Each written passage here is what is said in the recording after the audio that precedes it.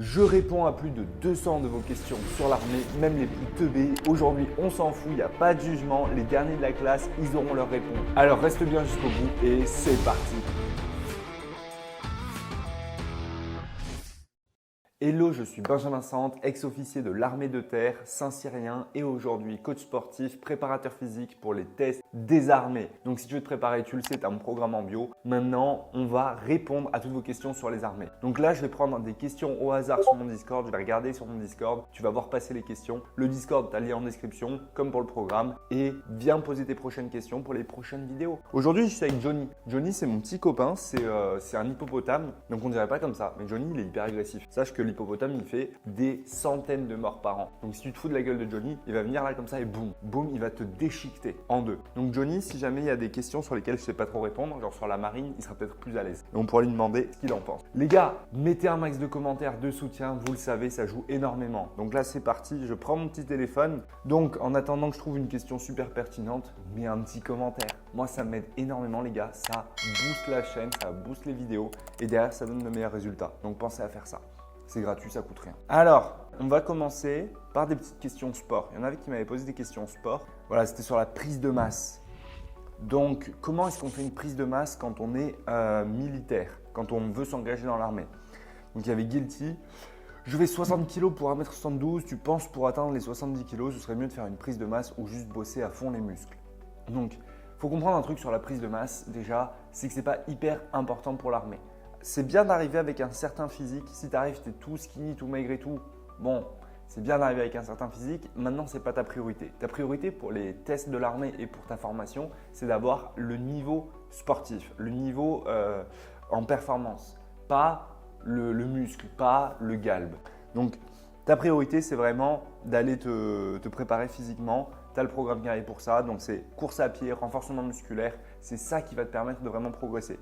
La muscu pure, chercher l'hypertrophie musculaire, le développement de la fibre musculaire, c'est très secondaire. Maintenant, comment est-ce qu'on va faire ça si vraiment tu as envie? Je vais répondre à ta question. Donc, quand tu es skinny, ce qu'il faut faire, c'est l'alimentation, le sport. Alimentation, sport et le sommeil, évidemment. Le sommeil, on n'oublie pas. Alimentation, ce que tu vas faire, c'est te mettre en surplus calorique. Pour te mettre en surplus calorique facilement quand tu es skinny, donc on va avoir une bonne base de protéines, de glucides de qualité. Et on va ajouter des lipides parce que c'est les lipides qui vont te permettre de te mettre facilement en surplus calorique quand tu es skinny. Quand tu es skinny, c'est difficile de beaucoup manger. Tu n'as pas envie de te faire des repas énormes, c'est horrible. Donc, ce que tu veux faire, c'est manger des trucs ultra caloriques. Pour ça, tu vas augmenter tes lipides. Par exemple, tu te fais cuire de la viande, tu mets beaucoup d'huile d'olive. L'huile d'olive, mais tu y vas. Ça t'ajoute des calories facilement. Et tu vas faire ça tout bêtement sur tes repas. Ensuite, au niveau des glucides, tu vas choisir des glucides plus caloriques. Donc, tu vas prendre des pâtes de lentilles de corail, par exemple, ou des pâtes d'épeautre. Je ne suis pas un fan de pâtes de blé. Voilà. Le blé, moi, je ne suis pas un fan. Maintenant, tu peux prendre des pâtes de blé complètes si tu veux, même si ce n'est pas ouf. Mais tu te prends ça plutôt que des pâtes blanches dégueu. Bon. Ensuite, tu vas te prendre quand même des légumes. C'est important les légumes pour la digestion. Mais les légumes, tu ne vas pas chercher à en manger des tonnes. Parce que les légumes, ça va augmenter ta satiété rapidement et ça va faire que tu ne vas pas manger assez de calories. Donc l'idée, c'est vraiment d'aller chercher des glucides caloriques, des calories dans ton huile et des protéines. Mais vraiment, les protéines, il faut y aller. Il faut bouffer la dose de protéines. Si tu pèses 60 kg là, comme Guilty, sur ta journée, il faut que tu manges 120 g de protéines. Voilà, en gros, on ne s'embête pas. 120 g de protéines, boum, les 120 g de protéines, il faut aller les chercher. Vraiment. Si tu ne vas pas les chercher, si tu ne vas pas manger tes 120 g de protéines, ça va être compliqué. Ensuite, côté entraînement, il faut de l'intensité. Il faut s'entraîner à fond, se donner à la salle, se donner à la maison avec de l'intensité. Il faut vraiment mettre la dose sur l'entraînement, de l'entraînement intensif. S'il n'y a pas d'intensité sur ton entraînement, tu ne prendras pas de muscle. Et la troisième chose essentielle, c'est la récupération. La récupération, ça c'est simple. Quand tu t'entraînes vraiment en full prise de masse, c'est pas compliqué. Tu t'entraînes 4-5 fois dans la semaine, tu récupères bien. Moi, je m'entraîne 12 fois dans la semaine. Tu peux regarder la dernière vidéo, je m'entraîne 12 fois. Niveau prise de masse, c'est beaucoup plus compliqué. Moi, aujourd'hui, mon évolution en hypertrophie musculaire, elle est pas du tout ouf. Pourquoi? Parce que je m'entraîne beaucoup trop. Je le sais, mais bon, aujourd'hui, par rapport à mes objectifs, c'est comme ça. Plus tard, si vraiment je veux avoir un physique de fou furieux, je réduirai énormément les entraînements pour pouvoir me focus sur l'hypertrophie musculaire. Et là, je sais que je prendrai beaucoup plus. Donc, il faut que tu penses à ça. Tu vas avoir l'alimentation full protéines, calories, ton sport, ton entraînement où tu vas orienter hypertrophie musculaire et full intensité. Donc intensité, l'idée basique sur l'hypertrophie musculaire, tu es entre 8, 12 reps, en gros 6, 15 si tu veux, mais 8, 12 c'est très bien. Tu vas à 8 reps à fond, full intensité. Ça veut dire que tu finis en échec musculaire, ça veut dire que la dernière rep sur du cœur là, t'es voilà, comme ça. Et ensuite, tu vas monter de semaine en semaine tes charges. Et si tu n'arrives pas, tu montes ton nombre de répétitions. Tu montes à 12. Quand tu arrives à 12, tu redescends à 8 avec un poids supérieur. Facile, easy peasy. Bon. Donc voilà pour la prise de masse pour Guilty. Et ça, c'est une question qu'on m'a beaucoup posée. Mais l'idée, c'est vraiment ça. Je n'arrive pas à bien faire des tractions. Bon, pour les tractions, là, je dis le programme guerrier. C'est simple, hein. Mais quand tu n'arrives pas à faire les tractions, il y a 3 exercices qui sont indispensables. 3 exercices hyper efficaces. Le premier, tu as la suspension sur barre. Tu vas venir te suspendre sur la barre, te bloquer et rester fixe. Le deuxième exercice, c'est traction dégressive. Donc tu te bloques sur la barre et tu descends le plus lentement possible. Et le troisième exercice, c'est les tractions avec élastique. Tu varies ces 3 exercices, t'inquiète pas que les tractions elles vont arriver. Tu fais 3 séances par semaine, pas plus, c'est bon, c'est très bien. Une séance, c'est pas assez. Donc soit 2 séances, soit 3 séances et tu vas progresser. En tant qu'officier, notamment comme lieutenant dans l'infanterie de combat, y a-t-il toujours une part importante de travail sur le terrain ou cela devient-il très secondaire?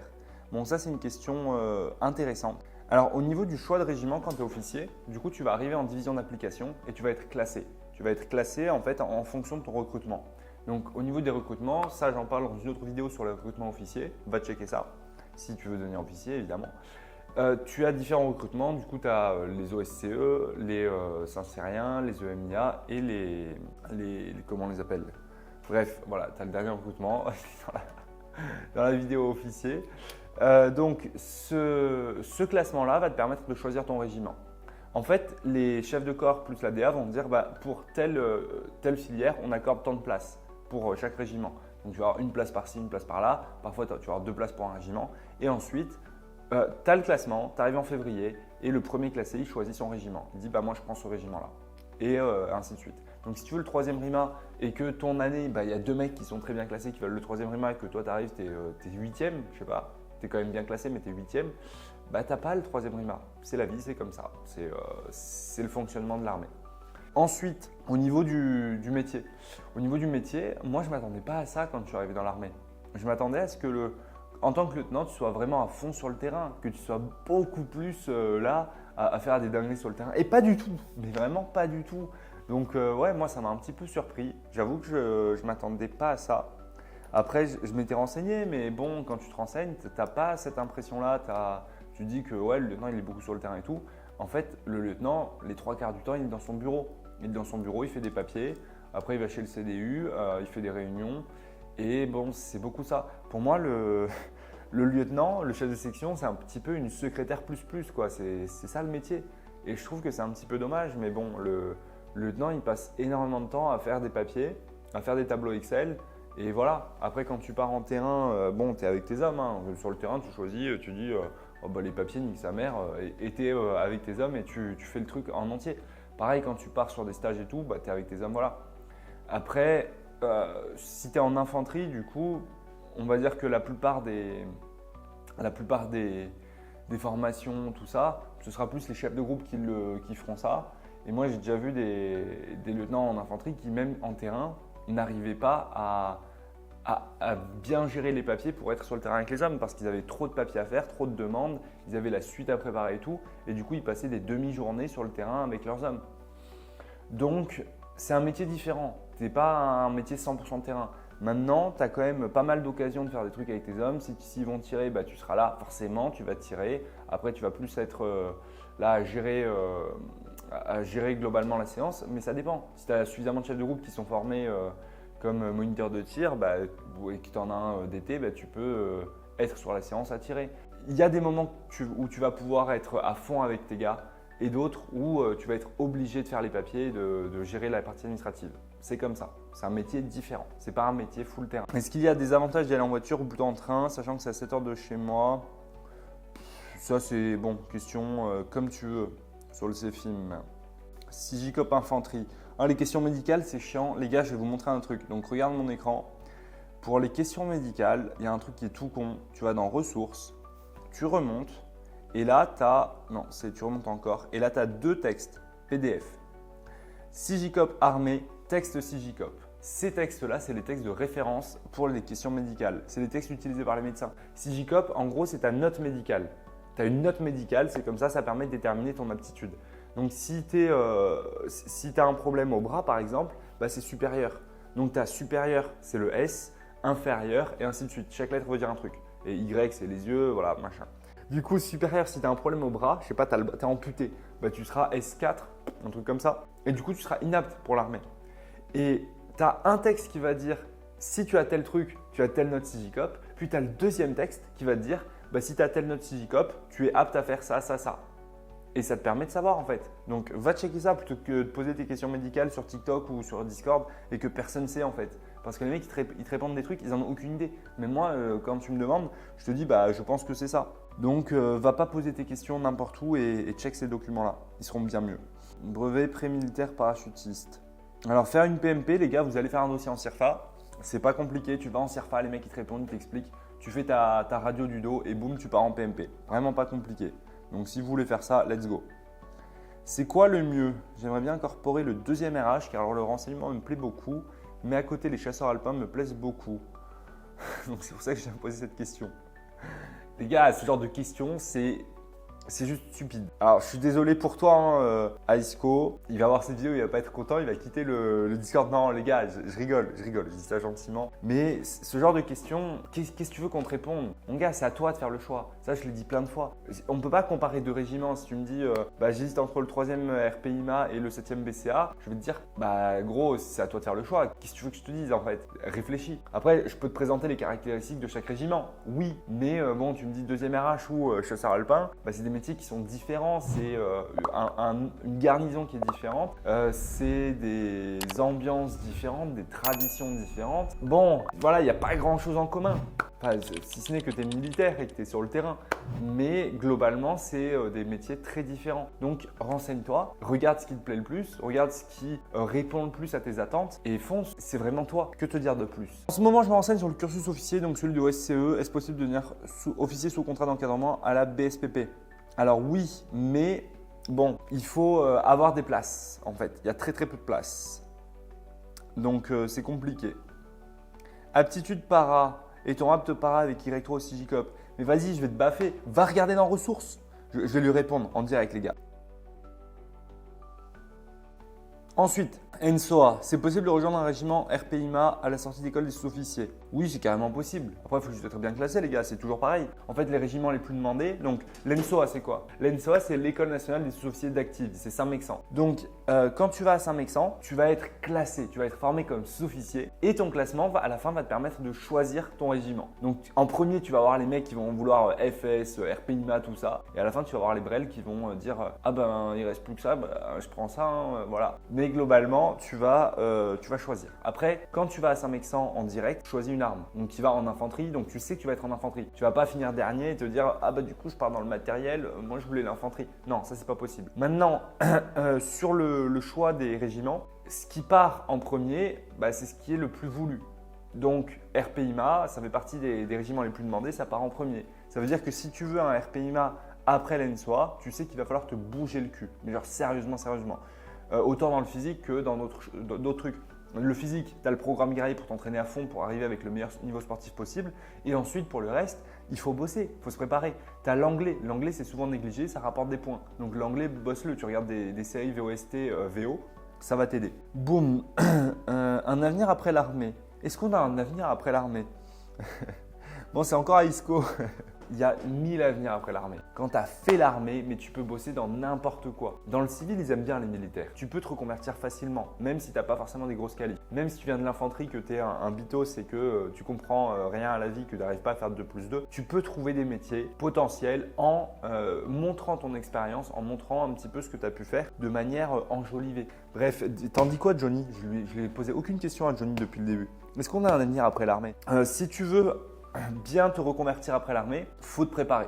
Faut bosser ton CV, faut bosser un petit peu ta manière de te vendre. C'est savoir se vendre en fait. Si tu arrives, tu dis « Ah bah moi j'ai monté des gardes en OPEX et je tire beaucoup avec la Mach 58 et je sais démonter une 12-7. » Mais gros, le mec en face, il s'en branle. Genre il va te dire « Qu'est-ce que tu fous là? Star fou là ?» Toi, il faut savoir te vendre. T'arrives, tu dis « Ouais, donc mon taf, ça a été de manager une équipe de 3 personnes en permanence, sous tension, dans des milieux hostiles, avec beaucoup de stress. Ça a été de gérer la logistique sur le camp. Voilà. Tu vends ça, c'est pas la même chose. C'est pas du tout pareil en fait. On est dans deux mondes différents. Le civil, il s'en fout de tes OPEX. Il s'en fout. Il s'en fout que tu as fait ça. Il s'en fout que tu tires avec la 12-7, machin. Il s'en tape. Lui, ce qu'il veut, c'est savoir si tu es un bon profil pour l'entreprise. Comment est-ce qu'il sait ça? Parce que tu vas te vendre. Donc les gars, c'est pas compliqué, il faut apprendre à se vendre et derrière vous aurez une bonne reconversion.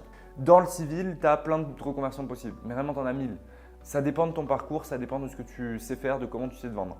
Si tu es dans des métiers, si tu es déjà en catégorie, si tu es sous-officier ou officier, tu vas avoir tout ce qui va être management. Ça c'est ouvert, let's go. Si tu es militaire du rang, c'est un peu plus compliqué d'aller sur du management, mais tu as plein de métiers possibles. Donc sur ça, il y a vraiment pas mal de reconversions possibles. Attention les militaires, je ne vous dis pas de vous reconvertir. S'il vous plaît, je n'ai pas dit ça. Voilà, moi, j'incite personne à partir. Ça, c'est votre choix, c'est votre vie. Je dis juste que je réponds aux questions du Discord.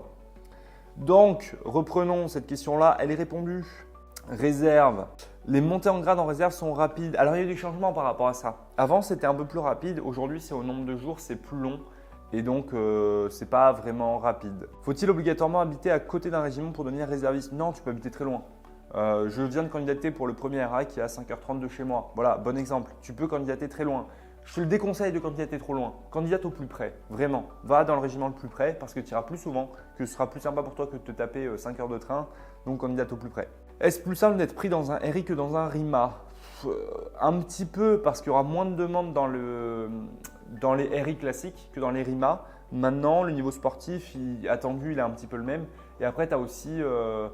vraiment l'attirance, l'attrait du régiment. Dis-toi que plus il y a de personnes pour un régiment, plus le régiment est convoité, plus c'est difficile d'y rentrer. Parce que du coup, tu vas avoir une forte offre de personnes et une faible demande de militaires. Donc, c'est la loi de l'offre et de la demande. Regarde, c'est simple. Si l'offre et la demande sont égales, c'est facile de rentrer dans le régiment. Ça veut dire qu'un candidat égale une place. Donc, c'est facile.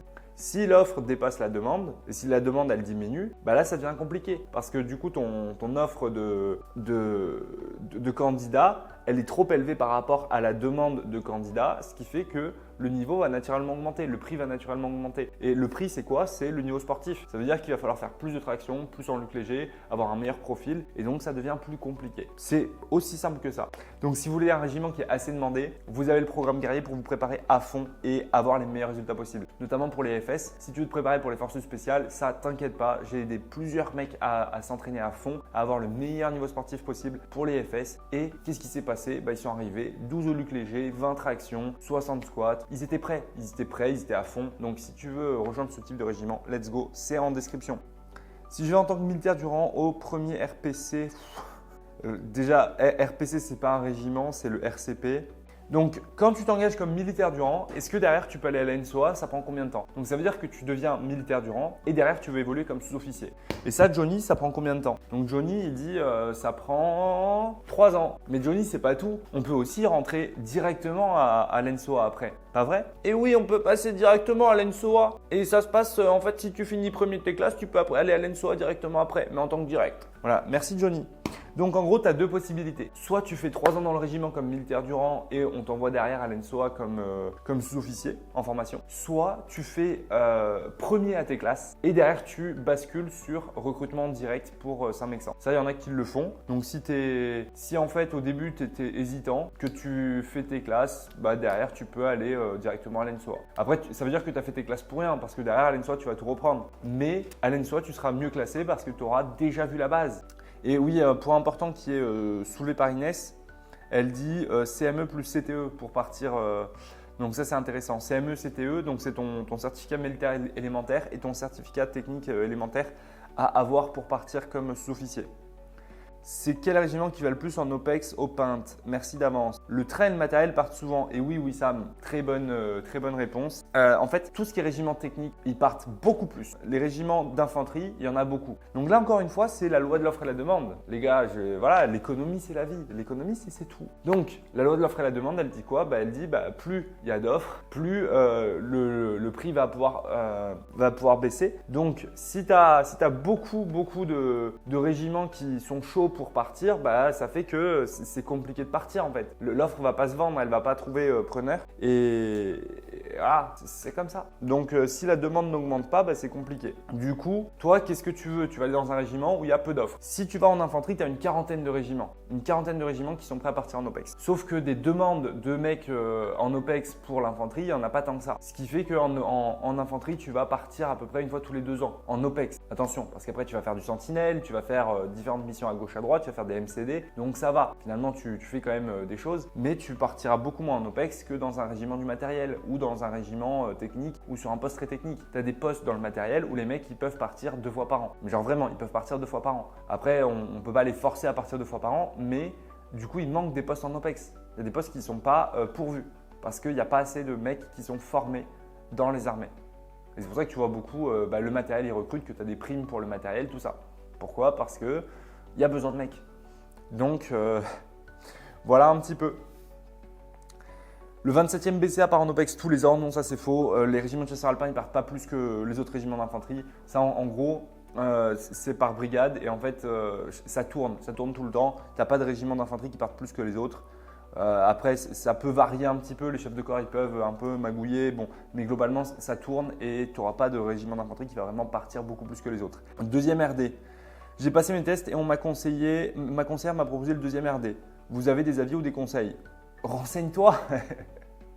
Les gars, renseignez-vous, soyez proactifs. Là, allez poser la question comme ça en mode est-ce que vous pouvez décider de ma vie et me dire si c'est un bon choix? Bon, après, je comprends, mais bon. Donc voilà, en fait, renseigne-toi. Le deuxième RD, c'est un régiment très particulier et il faut voir si ça te plaît. Est-ce que quelqu'un a des informations sur le 93e RAM? Personne ne lui a répondu. Oh Bibou, Braco là, Braco il est tout triste, il n'a pas de réponse. Du coup, des infos sur le 93e RAM, notamment sur le niveau physique du régiment, le niveau pour prétendre au poste de l'avant, les différentes spécialités. Mon conseil m'a dit que pour l'aspect drone, le recrutement se fait avant les classes et non pendant. Mais que te dire encore une fois, le 93e RAM, c'est un régiment d'artillerie qui est assez demandé. Il ne te faut pas un niveau de fou, tu vas être à Vars, c'est sympa, tu vas avoir une spé montagne, tu vas aller faire un petit peu de montagne et tu vas être sur de l'artillerie classique, de l'artillerie sol-sol. Après pour pilote de drone, ça je ne sais pas, je ne saurais pas te répondre. Maintenant tu as des formations internes pour les pilotes de drone, donc voilà, prépare-toi physiquement quoi. Pourquoi le 27e BCA part-il autant en opération extérieure comparé aux autres? Je ne comprends pas bien la question. Il part autant que les autres régiments. Et pourquoi il partirait plus? En fait, c'est plus ça. Un avis sur le 17e RGP ou info sur l'aspect plongeur de combat. Voilà, pour y accéder, il faut 2 ans de service, CME, CTE, une OPEX, aptitude médicale TAP plus VM à jour. Présélection, si tu réussis, tu fais les sélections, puis c'est bon, la formation plongeur avec la marine, formation TAP, stage co. Très gros niveau demandé. Les missions globalement, ils vont partout dans le monde, beaucoup de partenaires à l'étranger, ils sont énormément déployés en Guyane. Ils peuvent aussi faire de la protection et évacuation d'autorité, ils sont souvent déployés en très petite équipe. Inès, elle a tout résumé. Après, juste à ajouter un point important, en fait, plongeur de combat, c'est pas nageur de combat. Tu as les plongeurs de combat du génie, donc qui sont dans des régiments du génie, qui vont faire des missions en infiltration sous-marine, tout ça, beaucoup dans les rivières et tout. Et tu as les nageurs de combat, donc les nageurs de combat commando qui sont soit dans le commando Hubert, soit dans le CPEOM qui est dans la DGSE, donc les services secrets. Et c'est un petit peu, c'est la même spécialité mais c'est 2 manières de voir les choses différentes. Et les nageurs de combat, eux, ils vont faire beaucoup plus de missions sous-marines. C'est genre ils peuvent couler des bateaux, des trucs comme ça. Les plongeurs de combat feront pas trop ça. Enfin, ils peuvent, mais c'est un petit peu moins leur spécialité. Les nageurs de combat, ils peuvent aussi aller plus profond. Et ils peuvent aussi rentrer dans un sous-marin avec un frog, du coup avec un respirateur à 5 mètres sous l'eau. Ce que les plongeurs de combat vont pas faire. Les nageurs de combat, ils sont beaucoup plus techniques, ils ont beaucoup plus de niveaux, ils ont des matériels un petit peu différents, ils sont formés à plus de choses. Les plongeurs de combat, c'est plus simple. Mais l'idée du métier, si tu veux, c'est un petit peu similaire. Donc voilà pour les plongeurs de combat. Lycée militaire Saint-Cyr. Alors pour le lycée militaire, ça je vois souvent beaucoup de questions. Lycée militaire, en fait, il y a deux trucs. Tu as le lycée militaire et tu as la classe préparatoire militaire. Classe préparatoire militaire, c'est accessible à tout le monde et tu vas pouvoir candidater sur dossier sur Parcoursup. Lycée militaire, c'est accessible que si tu as des parents qui sont dans la défense, qui sont fonctionnaires, plus largement. Ou sinon, si tu as une bourse. Donc deux possibilités. Tu as une bourse, tes parents sont fonctionnaires. Si tu as l'un ou l'autre, tu peux aller en lycée militaire. Et sinon, tu ne pourras pas. Mais genre vraiment, si tes parents bossent dans le privé et que tes parents sont riches, tu ne pourras pas aller en lycée militaire. C'est pas possible. La PMP, comment s'y inscrire? Tu vas en CIRFA. Tu vas en CIRFA, tu vois, tu demandes. Il y en a plusieurs par an, ça dépend. Bon. Passerelle armée de terre BSPP. Les passerelles, c'est toujours compliqué. Maintenant, la BSPP, ce n'est pas une passerelle. Parce que la BSPP, c'est interne au génie. Donc là, c'est encore différent. Là, c'est juste une demande de mutation. Tu vas faire une demande de mutation à la fin, dans l'année, quand on va te demander de remplir un FORMOB, un formulaire mobilité. Ça s'appelle FORMOB. C'est quelque chose que tu vas beaucoup entendre dans l'armée. Une fois que tu as complété ton FORMOB, qu'il est validé, tu vas attendre et en fait au prochain PAM, donc le PAM, c'est le plan annuel de mutation. Et à ce PAM, tu pourras partir dans la BSPP. Maintenant, pour la BSPP, c'est un peu plus compliqué parce que c'est quand même à part, mais ça peut se faire. Mais là, on ne parle pas vraiment de passerelles. Les passerelles, en fait, c'est si tu bascules de l'armée de terre à la marine, de l'armée de terre à la gendarmerie. Et c'est sur des choses qui sont un petit peu organisées. Donc des passerelles, il n'y en a pas beaucoup. Par exemple, une passerelle classique, c'est pour les officiers dans l'armée de terre. C'est la bascule qui va permettre de passer capitaine de gendarmerie. Ça, c'est une passerelle. Parce qu'en fait, il y a un concours et ça te permet vraiment de basculer comme ça. Quand tu es militaire du rang, que tu veux basculer armée de terre, marine, il n'y a pas de passerelle. Il n'y a vraiment pas de passerelle. Ça veut dire que tu vas… parcours classique, après il y a peut-être des parcours techniques que je ne connais pas. Mais le parcours classique, ça veut dire que tu vas devoir demander à changer d'armée. Ça va être assez long, assez compliqué et potentiellement on va te dire de mettre fin à ton contrat dans l'armée de terre et de te réengager dans la marine et de refaire le parcours en fait. Après tu pourras peut-être récupérer ton grade, tout ça, il y a des arrangements, mais il n'y a pas de passerelle. Donc c'est important d'en être conscient et de savoir un petit peu comment ça fonctionne. Peut-on choisir un régiment quand on veut être réserviste qui est loin de chez nous? J'ai déjà répondu. Voilà, donc c'est oui. Enquête de sécurité. Alors c'est quoi l'enquête de sécurité? Quand tu t'engages dans l'armée, tu vas avoir une enquête de sécurité. Ça c'est un truc bien chiant. Tu vas avoir plein de papiers à compléter, mettre tous tes réseaux sociaux, tout ça. Et derrière, il va y avoir une enquête qui va être faite par l'officier sécurité. Et ça prend un petit peu de temps. Ça peut prendre plus ou moins longtemps. Voilà, c'est comme ça, c'est chaque année pour tout le monde. Enfin non, c'est tous les 3 ans, je crois. Je sais pas. Et en tout cas, quand tu t'engages, c'est un petit peu long. Et après, quand tu dois demander les habilitations secret, très secret, pareil, c'est un petit peu long. Alors, on va parler un petit peu des questions sur la marine. Sur la rémunération. Une chose me freine pour m'engager dans la marine, c'est la rémunération. Je connais les rémunérations en fonction du grade, etc. Mais il faut que je sache si on peut avoir une bonne situation en étant marin. Les gars, dans l'armée, on a toujours une bonne situation. Vraiment, il n'y a pas de raison que tu aies une mauvaise situation. Tu ne vas pas devenir riche, mais tu n'auras pas de problème d'argent. Si tu gères bien ton argent, il n'y aura pas de souci. Je te le garantis. Enfin, à part si tu es militaire du rang sur Paris, je sais pas, tu n'es pas logé, tout ça, mais c'est rare. Et il n'y a pas de raison que tu sois en galère. Pas vrai, Johnny? Tu vois, Johnny, lui, il n'est jamais en galère. Parce que lui, il a un harem. Lui, il se met bien tous les jours comme ça dans son petit fleuve et il se met bien. Donc, quand tu t'engages dans la marine, tu vas avoir plein de primes de missions et tout. Et après, de base, tu auras un salaire qui sera pas mal. Plus tu peux être logé, etc. etc. Donc, il n'y a pas de souci. Vraiment, il n'y a pas de souci d'argent qui tienne. Donc, ne te stresse pas par rapport à ça. Bêtise. Comment ça? Ah, les casiers judiciaires. Bon, si tu as un casier judiciaire pour t'engager dans l'armée, souvent ça peut être compliqué. Ce qu'il faut faire pour ça, c'est qu'il va falloir le faire supprimer. Il faut faire une demande de suppression de ton casier judiciaire pour après t'engager dans l'armée. Et t'expliques pourquoi tu veux t'engager dans l'armée, etc., etc. Et on pourra te le faire supprimer. Ça dépend de ce que tu as fait. Il y a des casiers judiciaires où ça passe, d'autres où ça passe pas. Mais dans tous les cas, c'est souvent ce qu'il va falloir faire. Alors, je passe mon entretien de motivation le lundi pour un poste d'officier sous contrat, n'ayant pas eu d'informations de la part de mon CIRFA. J'aimerais savoir si vous avez des conseils à me donner. Pour ce genre de questions, je te renvoie à la vidéo sur la partie recrutement officier. Tu auras pas mal de renseignements. Question sur le TAE.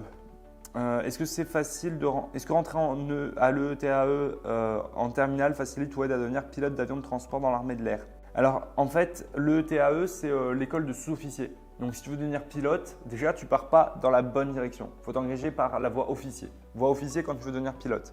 Alors ça, c'est une question classique qu'on voit souvent. Est-ce qu'il faut se couper les cheveux, se raser la barbe, tout ça, avant de s'engager dans l'armée? Moi, je t'invite à arriver avec ma coupe. C'est la meilleure. Voilà, comme ça, si tu arrives comme ça, Les mecs, ils vont se dire « Waouh, mais toi, tu suis Benjamin Sante, let's go, tu as des points en plus et tout. » Et tu vas être vraiment bien vu, bien noté. Bon, évidemment, les gars, je ne suis pas sérieux. Donc, quand tu t'engages dans l'armée, il faut arriver avec une coupe qui soit pas mal, pas les cheveux longs. Si tu arrives, tu as les cheveux longs, tu as les cheveux aux épaules, non, tu vas passer pour un blaireau. On va se dire qu'est-ce qu'il fait là. Donc, arrive avec une coupe courte, simple, et comme ça, ce sera beaucoup mieux.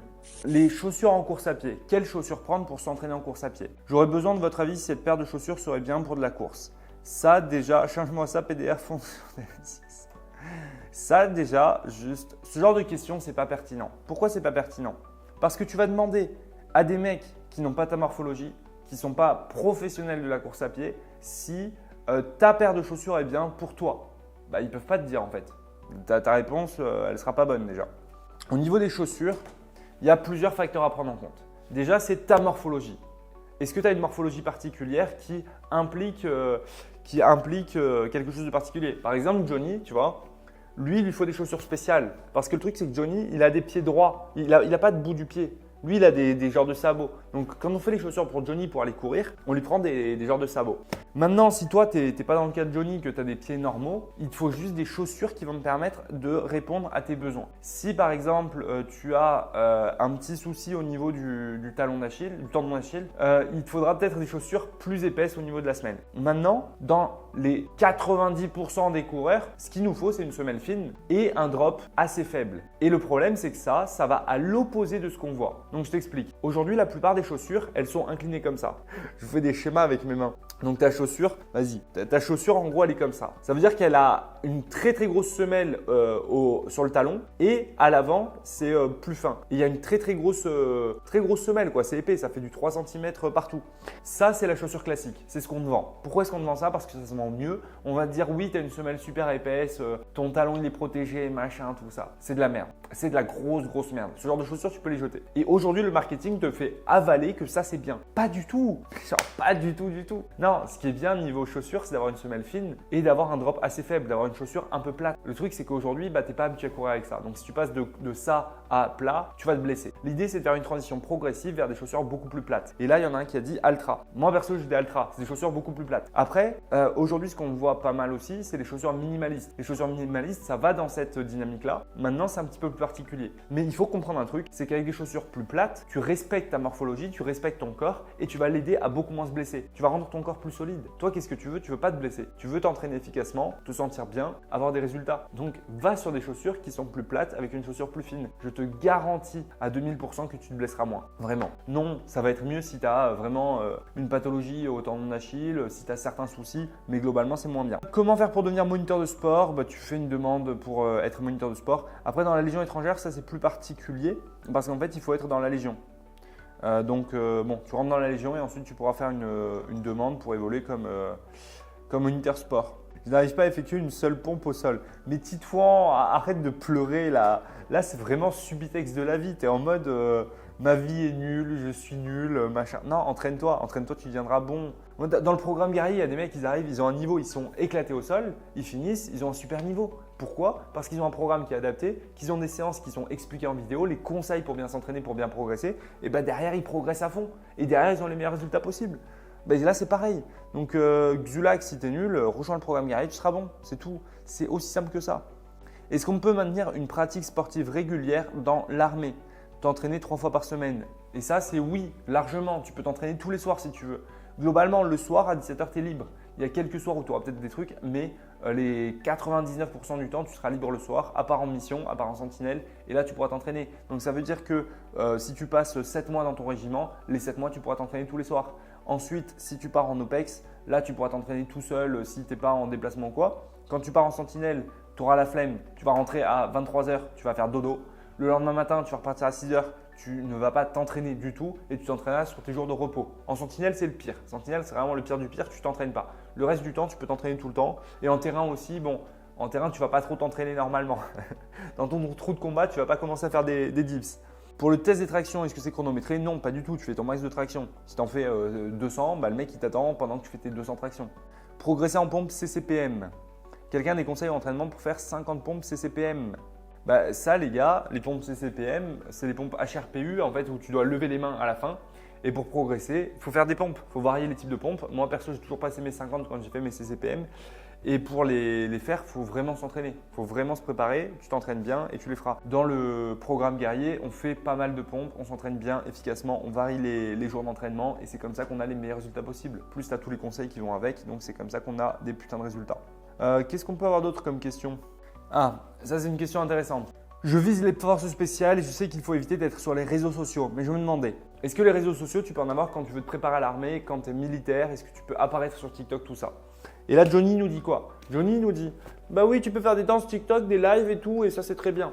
Alors non, Johnny, t'exagères. Les lives TikTok, attention. Quand tu veux te préparer à l'armée, que tu veux devenir militaire, va pas exposer toute ta vie sur TikTok, sur les réseaux sociaux. N'expose pas. Essaie d'avoir un profil sur les réseaux sociaux qui soit sobre, qui soit simple et mets pas 50 000 conneries. Mets pas des photos de soirée, tout ça, évite.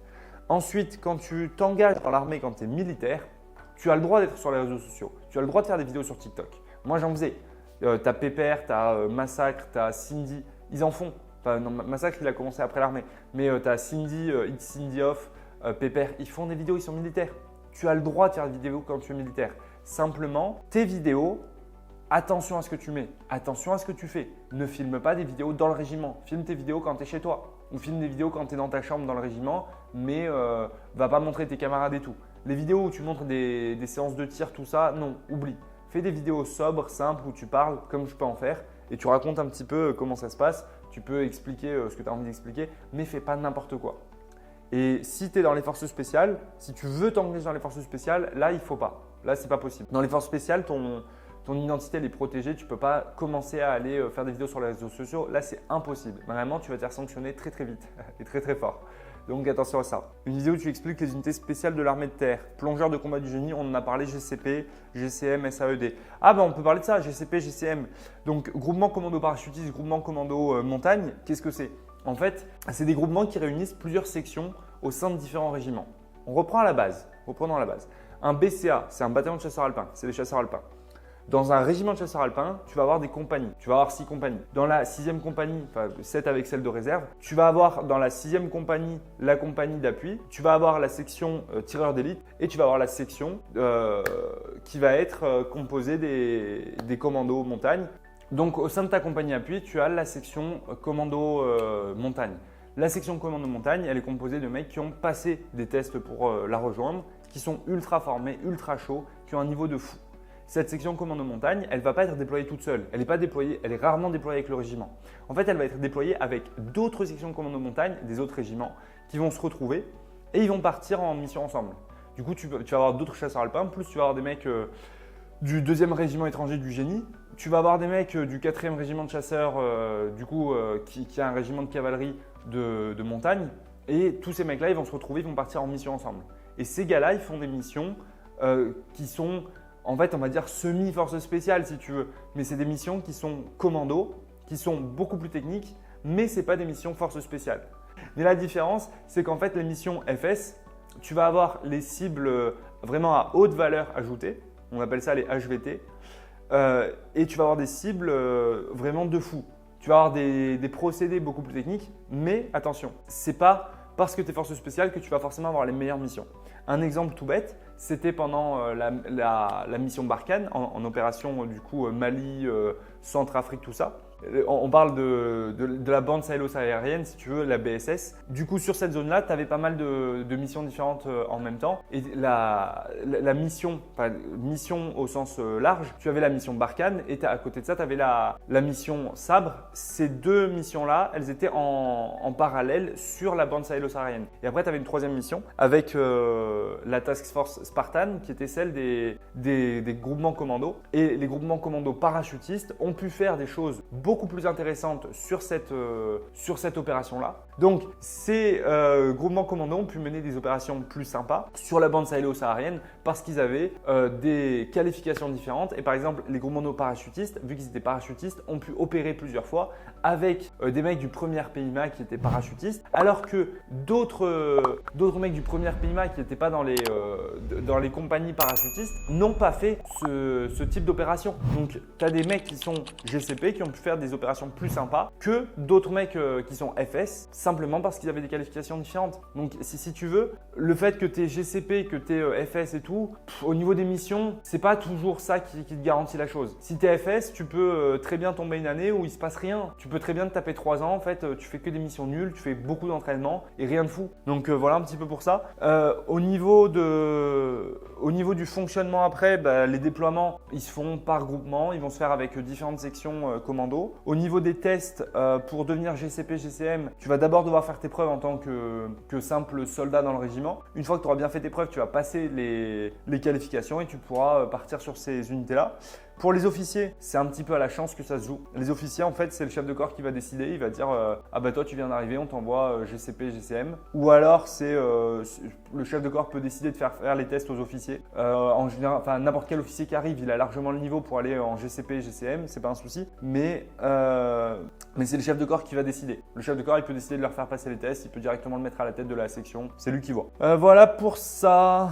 Qu'est-ce qu'on a d'autre comme question? Ce serait super que tu parles des classes à l'ENSOA pour ceux qui commencent engagés, volontaires, sous-officiers. Les classes à l'ENSOA, c'est un petit peu pareil que dans le reste de l'armée, c'est un petit peu pareil qu'à Saint-Cyr.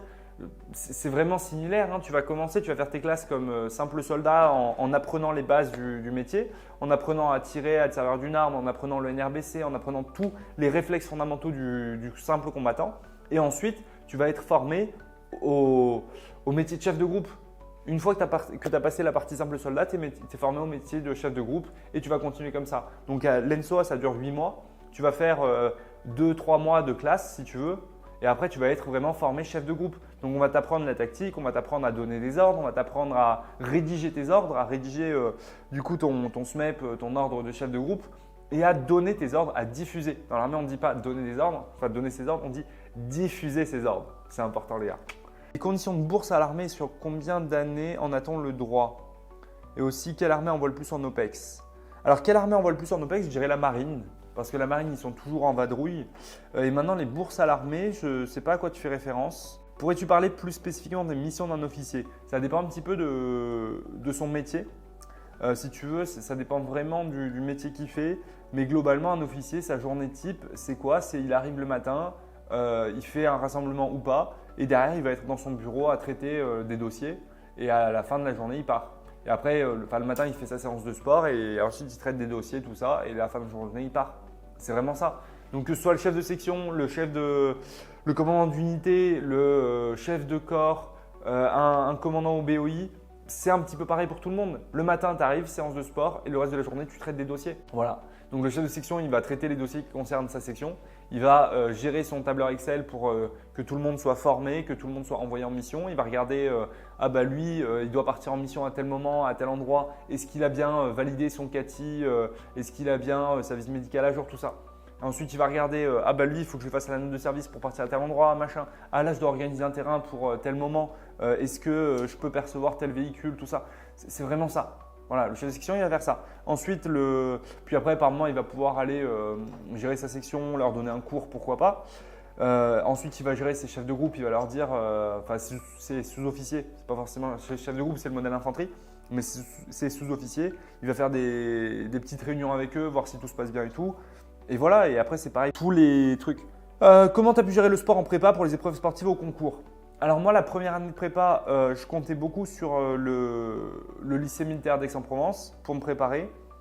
Et en fait, niveau sport, on faisait que 4 heures de sport par semaine. À côté de ça, je m'entraînais un peu, mais pas de fou. Et en deuxième année, je me suis entraîné vraiment à fond tout seul. Vraiment, je me suis vraiment bien entraîné. Et je suis monté à 9 heures de sport par semaine à peu près, avec un programme bien structuré en prépa. En prépa, 9 heures de sport par semaine, c'est costaud. Pourquoi c'est costaud? Parce qu'en fait, tu n'as pas beaucoup de temps, tu bosses à fond. Et j'ai réussi à bien m'entraîner et j'ai réussi comme ça à vraiment gérer le sport au concours. La cavalerie, physiquement, c'est comment? Au niveau cardio, course à pied, c'est dur. Ça va. Ces questions-là, c'est compliqué de te répondre. En fait, c'est de faire un rétexte. Il faudrait qu'il y ait un mec de chaque arme qui te fasse un rétexte de comment ça se passe et tout. Mais en fait, globalement, le sport à l'armée, j'ai fait une vidéo dessus, tu peux aller la checker. Ça dépend beaucoup de ta section, de là où tu es, de ton chef de section. Donc bon. Voilà, globalement les gars, je pense avoir répondu à pas mal de questions. Donc j'espère que vous avez kiffé la vidéo. Si vous avez plus de questions, vraiment, posez-les en commentaire, posez-les sur le Discord. Allez rejoindre le Discord Santarmis, c'est gratuit. Il y a 3000 mecs qui sont intéressés par l'armée. Tu pourras poser toutes tes questions, échanger avec plein de gars, partager ton expérience et ça permet à plein de jeunes d'être ensemble pour foncer, pour devenir militaire. Ensuite, si tu veux te préparer physiquement, efficacement, tu as le programme guerrier qui est directement disponible dans la description, je te le remets en commentaire. Donc rejoins le programme, entraîne-toi à fond et si tu as kiffé la vidéo, mets un commentaire. Ça te coûte rien, moi ça me soutient de fou. Partage la vidéo aussi à tes proches, mets un like, aide la vidéo à exploser. Tu peux la partager sur Facebook, tu peux la partager en story. Tu la partages en story, tu identifies mon compte Insta Benjamin Santarmé et je te repartagerai. Et comme ça aide vraiment la vidéo à faire plus de vues, à plus se développer pour qu'on puisse faire un maximum de projets par la suite. Donc les gars, soutenez la chaîne, soutenez le Discord, c'est vraiment hyper important et pour vous, ça coûte rien. Si tu as plus d'idées de vidéos, dis-le moi en commentaire. Je te laisse, à très vite, force!